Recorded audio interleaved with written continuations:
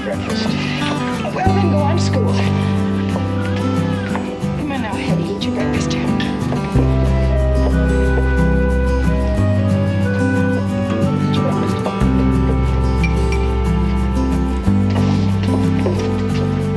Why don't you ever listen to me?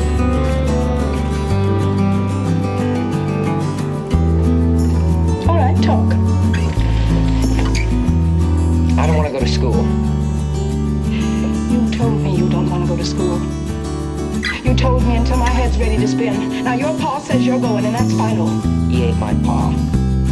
But he's my husband. And as long as he keeps a roof over your head and clothes on your back and food in your mouth, he can tell you what to do.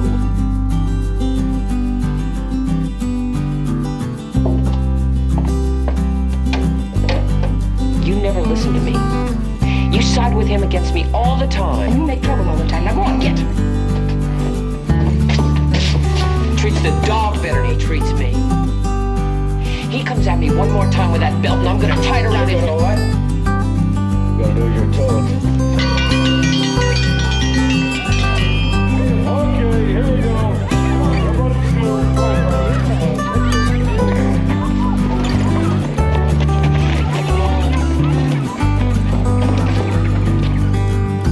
Well, this is the big day, isn't it? First day of school.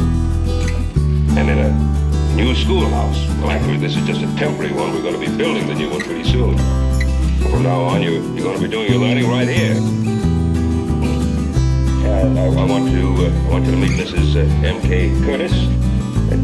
Say she's the social conscience of Virginia City. And we all owe a special thanks to her for putting the idea of the school into my head and then convincing me that it had been my idea all along.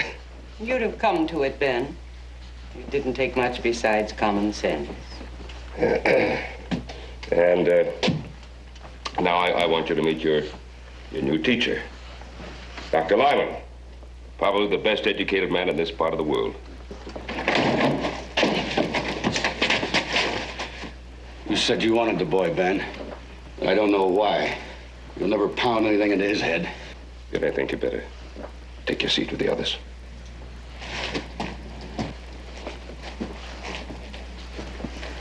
Tom, thanks for bringing Billy in. He's not my boy. He's my wife's. If he was mine and acted the way he does, he wouldn't be able to walk, let alone sit down.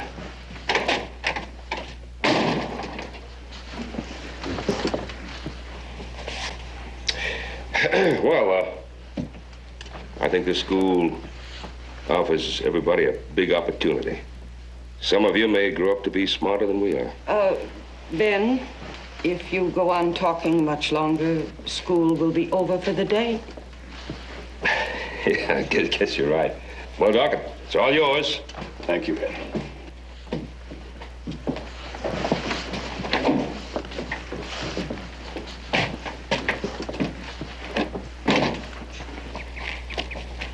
You'd better keep a close eye on them, Ben.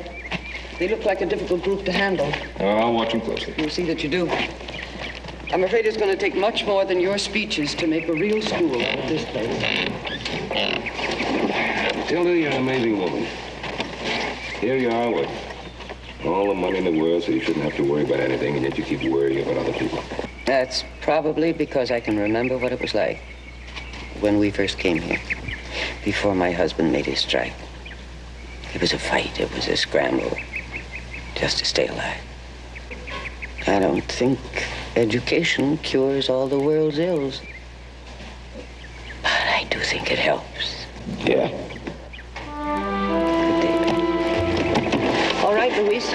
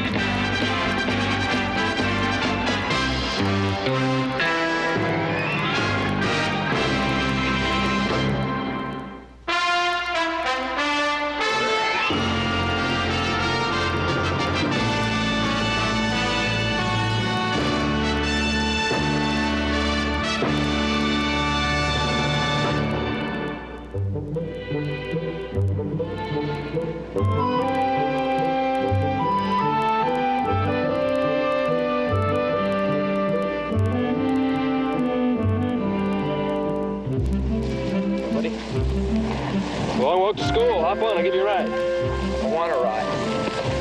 You better. You're already late. I ain't going to school. You want to bet? Come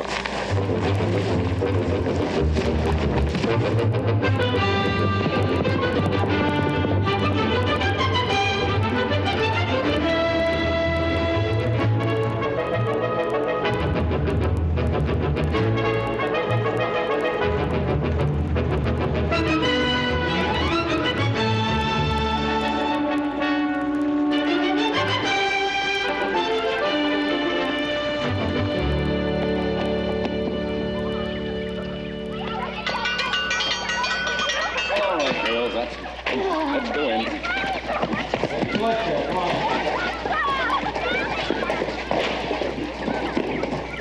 All right, boys. You two.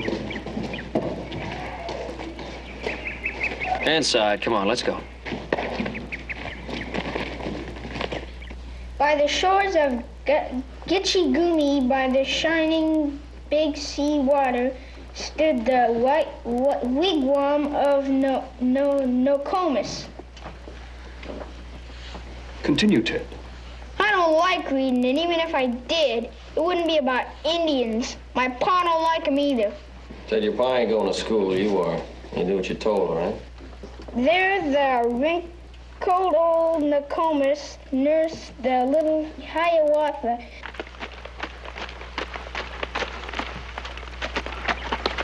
Well, yeah, here we are, Billy. No charge for the ride.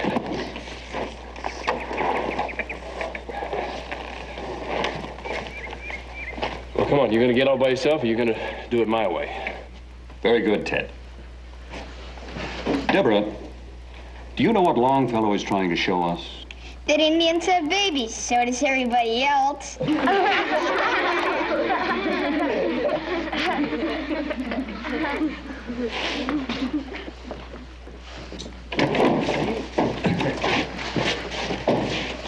Didn't want to spoil your attendance record, Doc. There was one. Sorry you were late. I wasn't late. Come on. I wouldn't be here at all, but this horse outrun me. Yeah, well, that's true. Sit down. I know, we got to make up for lost time. Deborah, would you please pass Billy the book?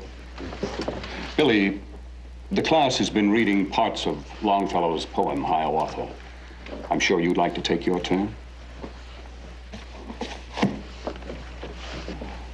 Well, Billy, I'm sure you must have learned to read at the Virginia City School. I wasn't there very much.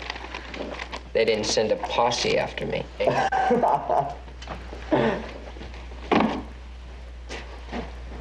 Billy, I thought that we'd have a recess after you finished reading. But I guess the class will just have to wait for you to make up your mind. Candy, if you boys would like to take a recess, I think it'll be all right. This may take a little time. All right, Doc. We'll be right outside if you need us.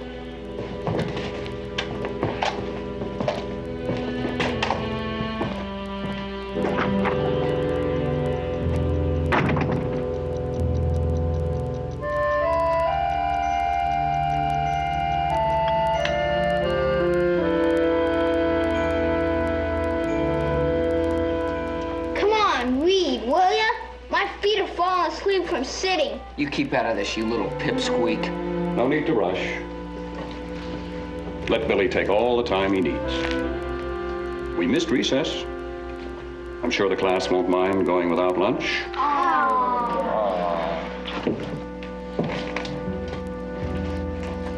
Come on, read it. It ain't gonna hurt you.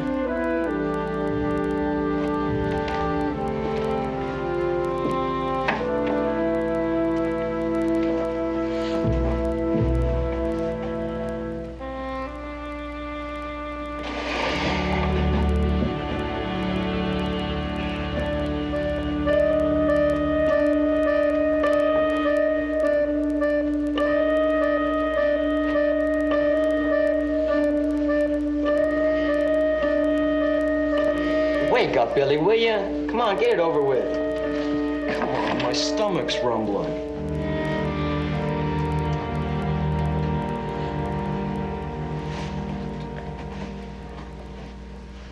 All right, Doc. You're smart. Or you think you are. I suggest you read the short passage on page 43.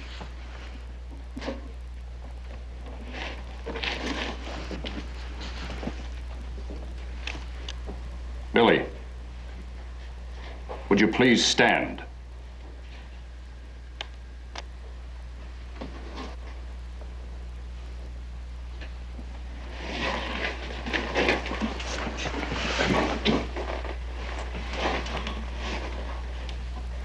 Homeward went Hiawatha. Pleasant was the landscape around him.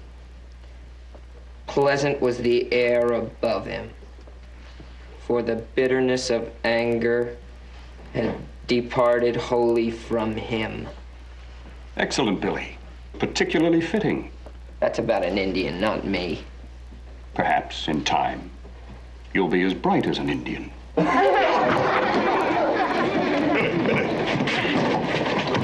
Billy, apologize. You're real funny, aren't you, Doc? Making me look like a nothing. That wasn't the purpose, Billy. Yeah, well, you just go ahead and laugh. The school's gonna need another school teacher fast. Billy. Because you aren't gonna be around. You ain't threatening nobody, Billy. I don't make threats. Get your hat and get on home.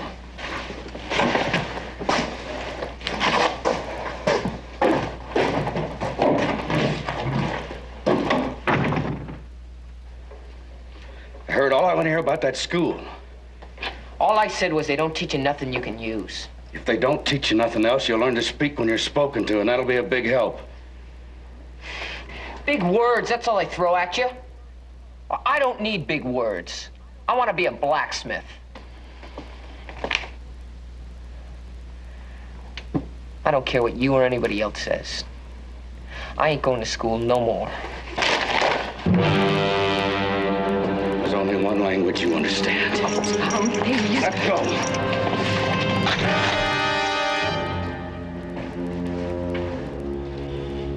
Put that gun away. You hit me for the last time.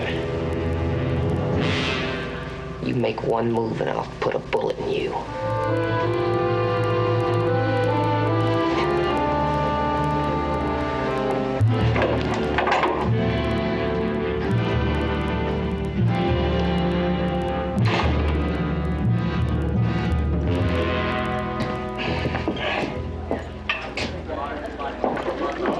Matty, my friend, Virginia City will never be the Athens of the New World. Based on my experience of today, in a few short months, the alphabet will disappear completely. Oh, Doc, most of those kids, they've never been to school before. Well, you can't expect them to sit still and learn all at once now, can you? Matty, let us face an unpleasant truth. I have an unparalleled record of failure.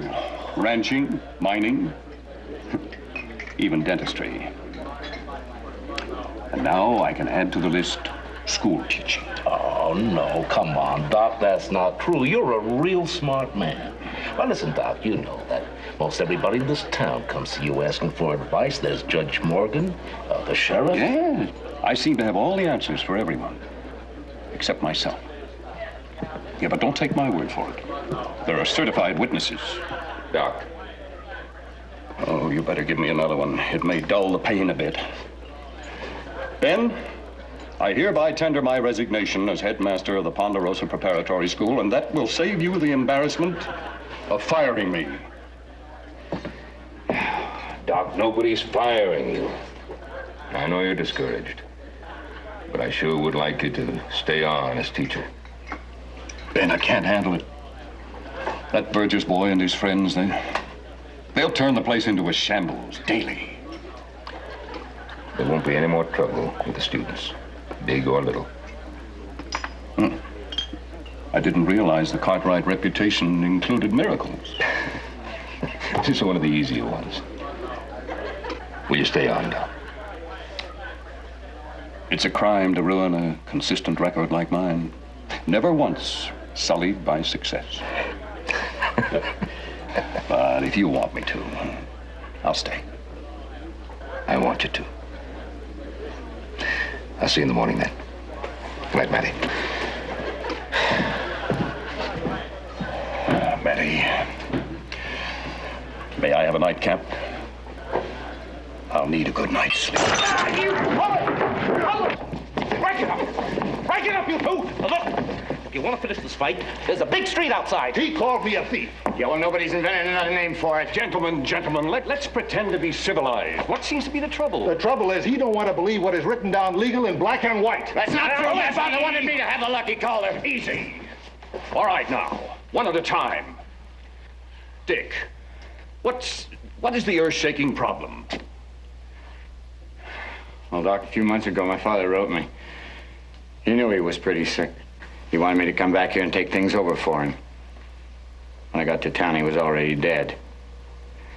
And Billings here's walking around with a bill of sale for the Lucky Calder for $5,000. That's right, because I worked hard for the old man. And that's why he sold me the Lucky Calder mine. He knew this kid had run it into nothing. That's not true. My father wanted me to have the Lucky Calder. Suppose we take a look at the letter and the bill of sale, hmm? You bet. All proper, notarized and everything. Take a look at that.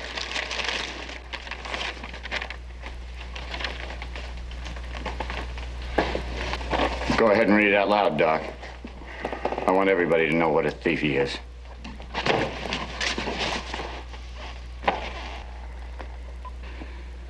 In the short time the Lord has allotted me, I hope we can patch up our differences of the past. If you have gotten over all those wild, half-baked ideas, and if you can prove to me you have finally grown into a man, perhaps you can take your place running the Lucky Calder, your father. There are a great many ifs in this letter. Your father must have changed his mind. Calder, I'm sorry, but the bill of sale is legal. Figures. You're as crooked as everybody else in Virginia City. Then what could I expect from a drunk? The judgment was sober. Doc, for your own good, stay out of my way. Don't you ever come near me again.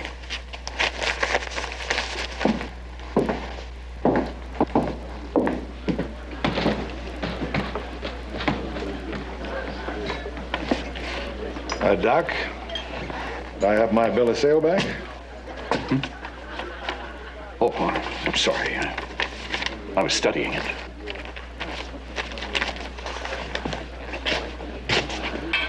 Matty? Yeah, Doc. Could I have a second nightcap? This is not one of my better days. Come on, you two. Hey, come on. Break it up. Sit down. Sit down over there. Doc's a half an hour late. We ain't gonna be able to keep them kids quite long. Well, if he doesn't get here in the next 10, 15 minutes, we'll just send him home, that's all. Hey, where's the doc? Couldn't you find him? He's dead. They found him about 5 miles from here in Almond Creek. Somebody shot him.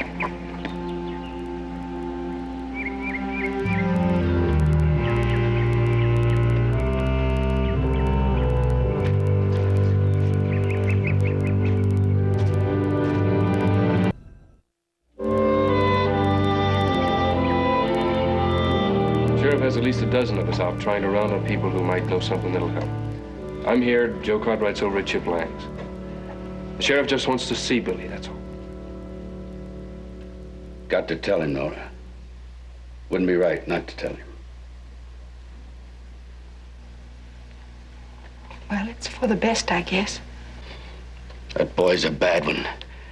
I've said it time and again, he's gonna come to no good. Can you tell me where I might find him? Got no idea.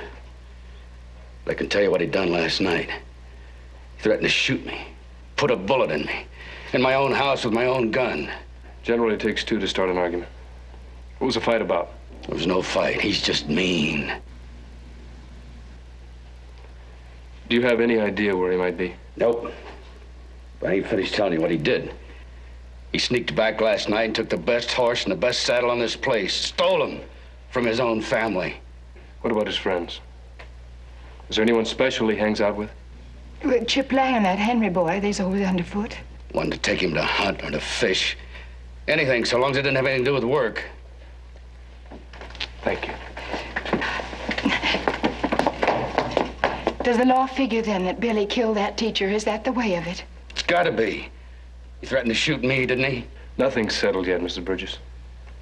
The sheriff wants to talk to a lot of people, not just Billy.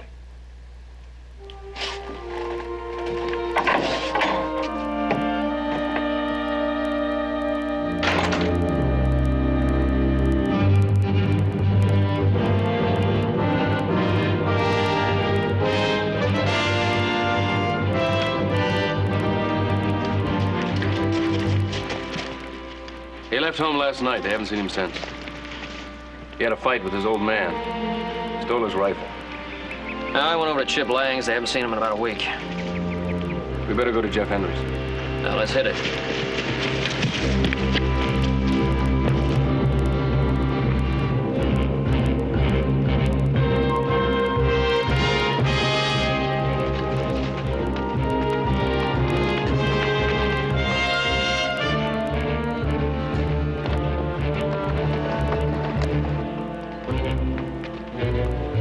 Isn't that Jeff Henry?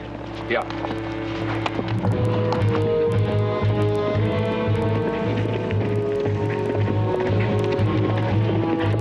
Billy? Billy?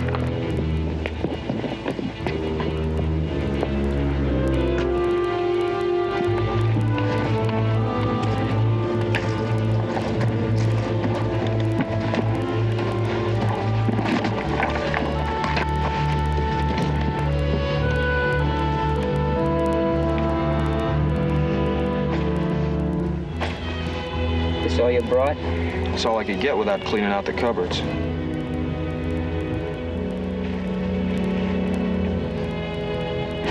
I got some news, too.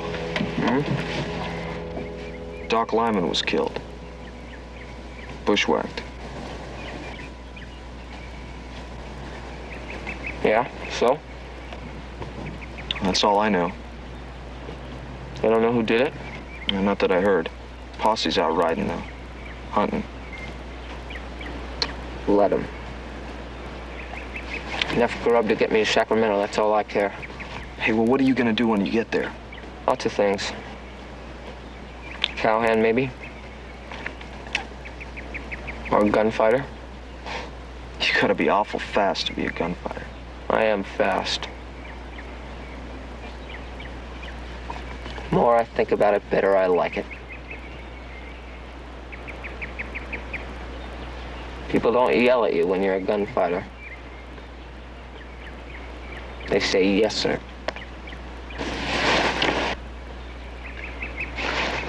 Because they're scared not to. You're not going anywhere for a while,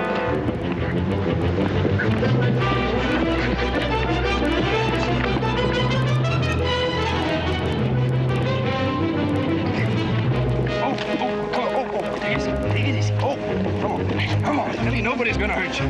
Come on. Howdy, Ben.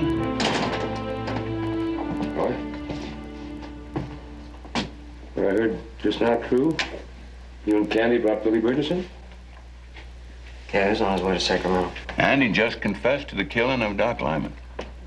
And several other killings that have been unsolved around here for the last 6 months. There was a Patty Wren case, dance hall girl, there's that feed salesman that disappeared about 6 months ago, never heard from. And I asked this kid, why did he do it? And he said, I just need some more spending money. I explained to him what he was getting himself into. And he said, I don't care. He just insisted on confessing in front of witnesses. And of course, the other prisoner listened too. Here's the confession. Big talker. You done everything you confessed to. You'd have to be a lot older than you look. I done what I said I done. All of it. I might believe you, but you could have trouble convincing a jury. They'll believe me. They might at that. Mind if I talk to him? By all means, go ahead. You might find something I missed.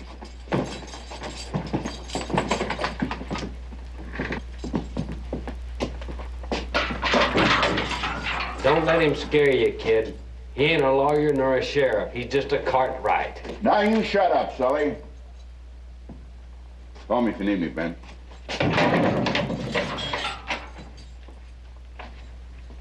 Billy?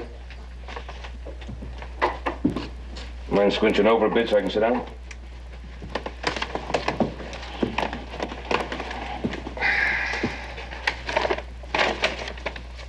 You sure are in somewhat of a mess. You killed quite a few people. What difference does it make? I don't keep score. There's a couple of things I'd like to check on here, something you wrote here. This dance hall girl, the silver dollar, and the feed salesman you murdered. What were the names again? I don't remember. You don't remember the names of the people you killed? Look, I don't worry about people's names. They're all the same, rotten.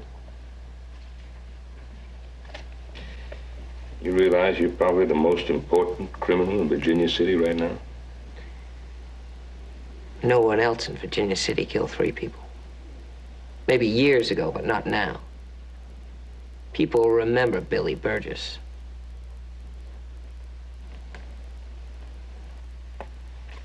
For how long? Doesn't matter. What'd you do with the money that you stole? I spent it on a lot of things. What kind of things? What difference does it make? It says here that you followed Doc Lyman to Albert Creek and you murdered him there. What time was that? Midnight. Or later. Are you in Virginia City at midnight? Sure, lots of times. Wasn't hard sneaking out when the folks went to sleep. Did anyone see you? Anyone at all? Mm-mm. Nobody. I stayed clean out of sight. But yet you say you saw the doc come out of the saloon and go home. Followed him, didn't I? Well, you say you did. I did. I shot him. Why? 'Cause I wanted to. 'Cause he tried to make me look like a fool. And these other things. You did them too. I sure did.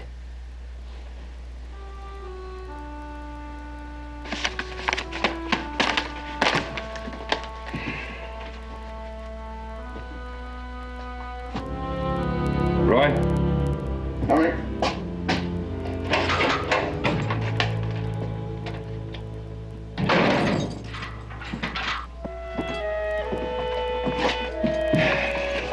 I think you better get over to Bert Osgood's office. Tell him I'd like him to take on the Burgess boy's defense.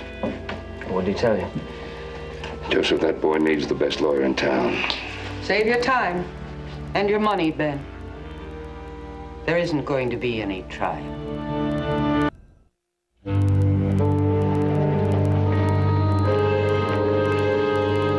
Matilda, you're a remarkable woman.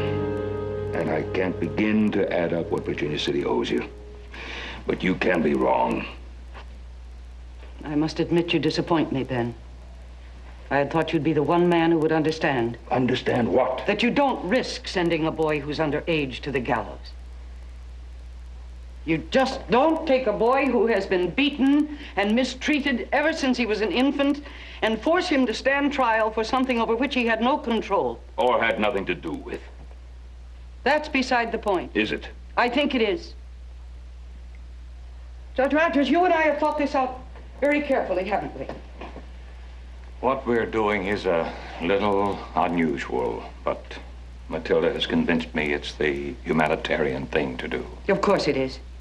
What chance would that boy stand at a trial with his reputation? And with the way everybody felt about Doc Lyman?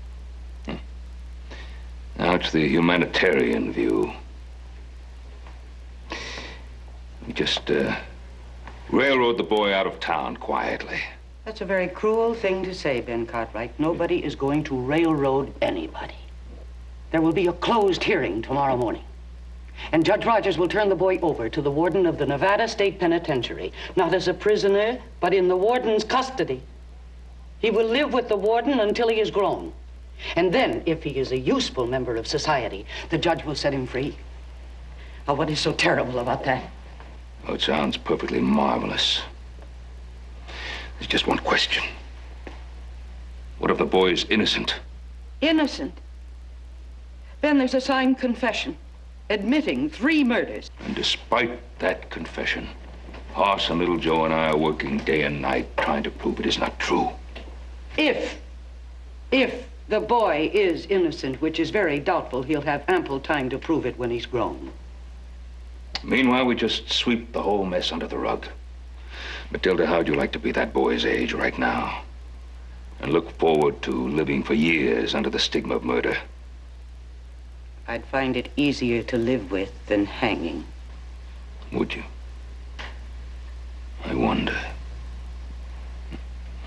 I'd sure hate to be Billy Burgess, set free your way. I'm sorry you don't agree with us, Ben. There will not be a trial. The closed hearing will be tomorrow morning.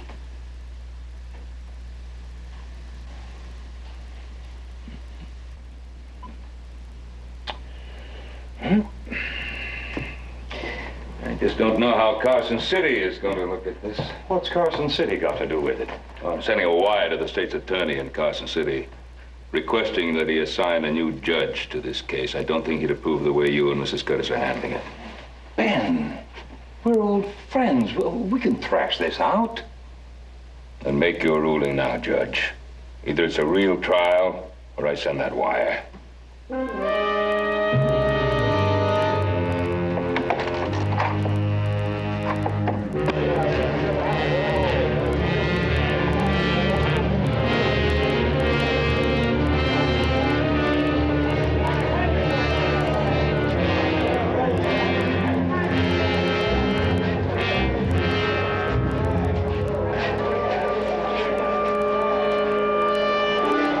This confession is of my own free will, signed, William Burgess.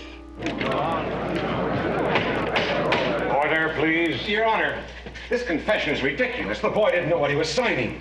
Are you trying to say that Sheriff Coffey tricked the boy into signing the confession? No, Your Honor. No, I'm only saying that I think there may have been other reasons for his signing it. Well, he's confessed to everything but the killing of Joaquin Murrieta. Mr. Osgood, I don't like your implication. No sheriff in Virginia City has ever had a finer reputation for honesty than Roy Coffey. Your Honor, I move that the boy's full confession be accepted in evidence. So ruled. You may step down, Roy. Mr. Burgess, your son, your adopted son, is admitted to 3 cold-blooded murders on the nights of February 17th, April 12th, and April 20th.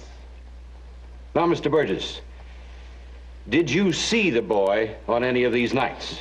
Not after supper. He never used the place except to eat. It caused trouble. Objection, Your Honor. That's a matter of opinion. Strike it from the record. I don't know the law, Your Honor, but I know a bad one when I see him. Object. Sustained.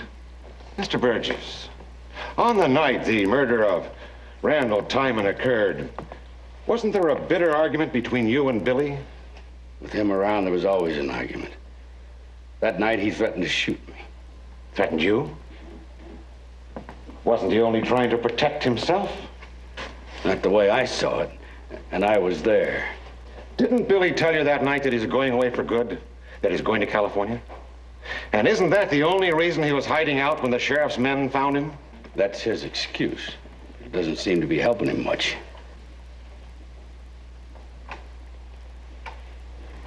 Mr. Cartwright, would you say that Billy Burgess was a model student at the Ponderosa School?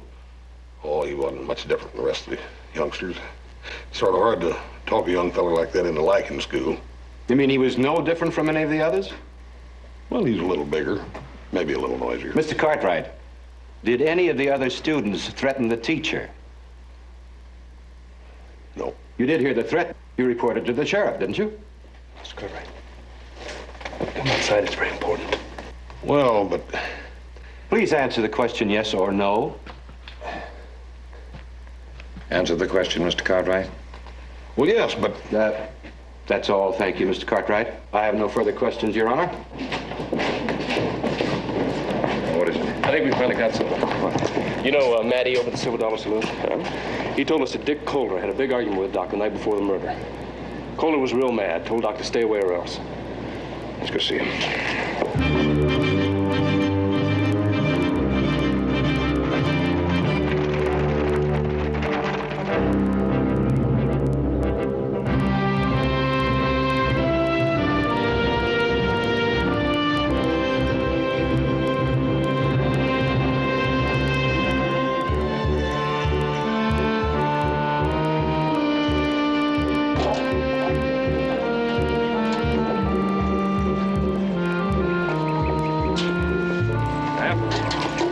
Dick Coulter here. He's here, if you want to call it that. Ricardo! Signor Ricardo!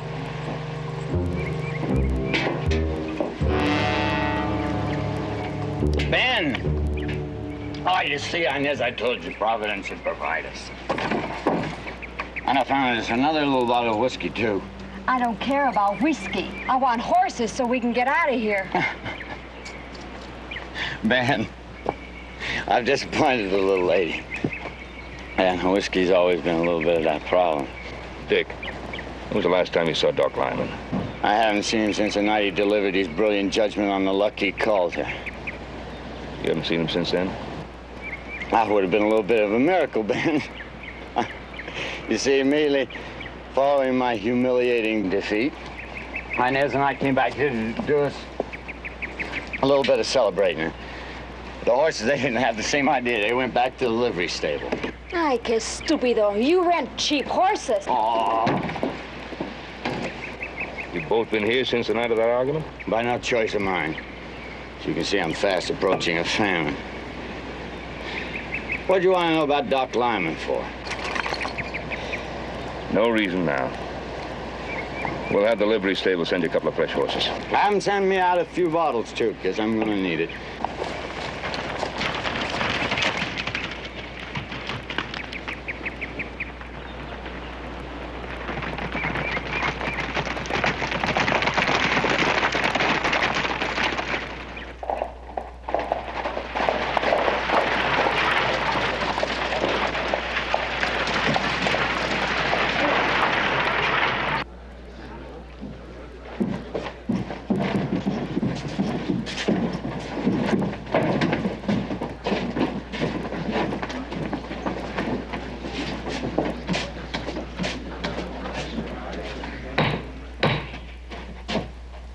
Gentlemen of the jury, have you reached a verdict? We have, Your Honor. How do you find? We find the defendant guilty.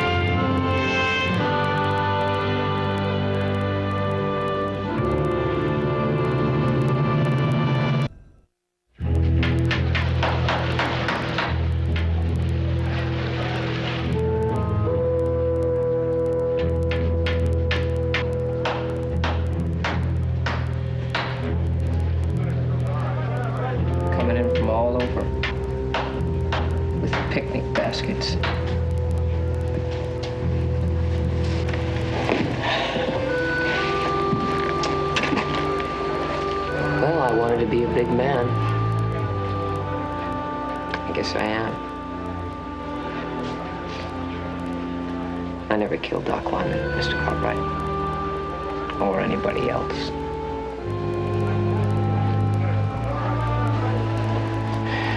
Well, I never suspected you did. I ought to whip you within an inch of your life. And I still may.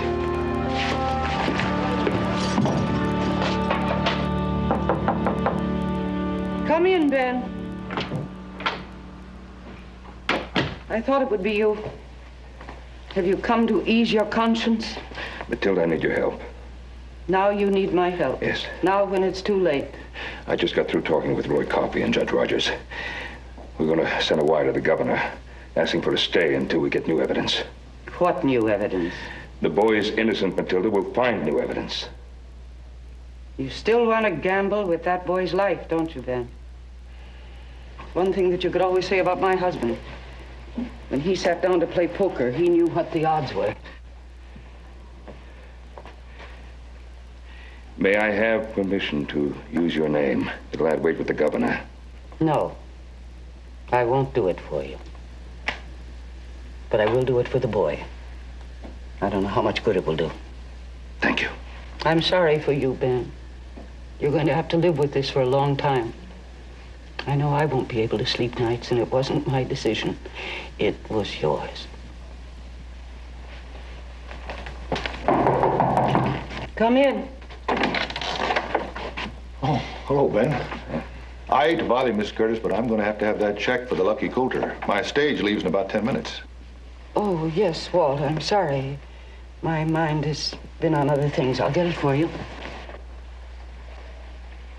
Here it is. $10,000. And here's the bill of sale made over to you, Mrs. Curtis. Thank you. And good luck to you in California. Thank you very much. Bye, Ben. Have a good trip.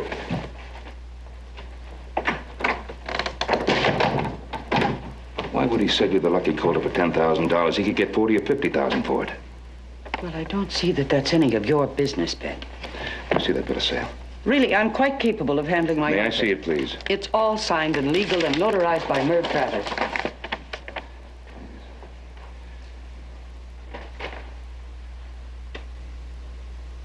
When did Lucy Travers have a baby? In early January. Ben, a boy's life is at stake. When? It was the 10th of January. I remember because that's my birthday, too. She was very close to death. Merv never left her side. You'd better send that wire. There won't be time for an answer.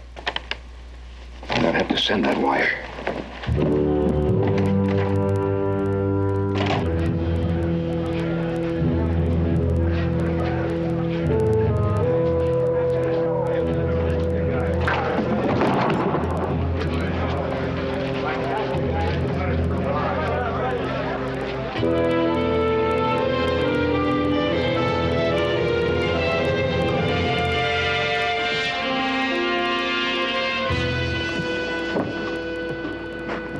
Oh, Ben.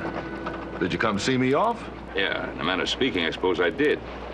Driver, Mr. Billings' luggage, would you set it down, please? Well, leave it where it is, driver.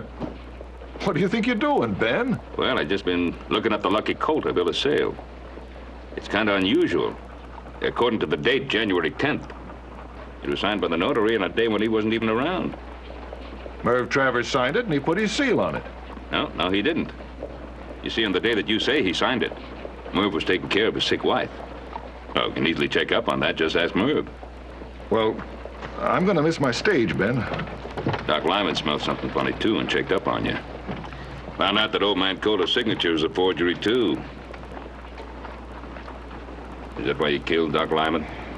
That's ridiculous, Ben. Don't move, Ben.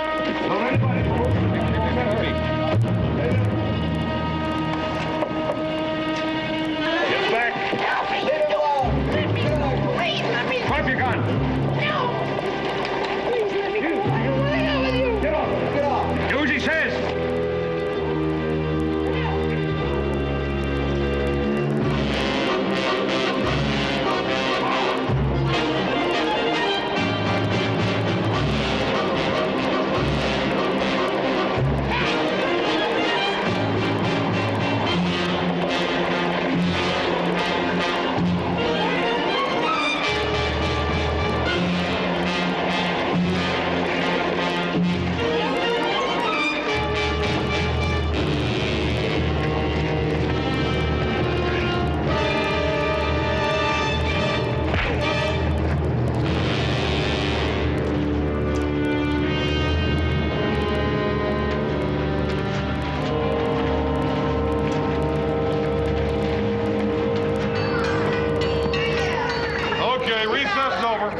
kids. I gotta learn you some grammar. Come on. Oh, sure.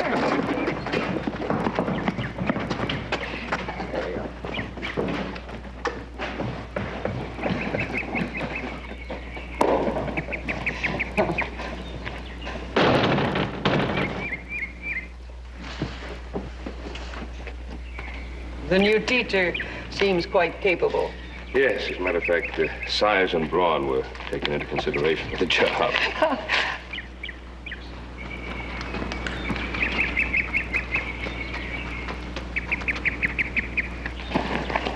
Well, Billy, everything go all right? Fine. Good. Jeff's pa makes you work pretty hard, but I like living there. Good.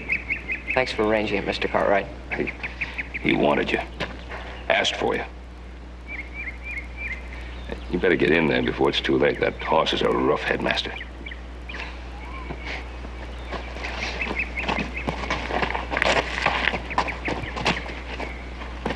You were lucky, Ben.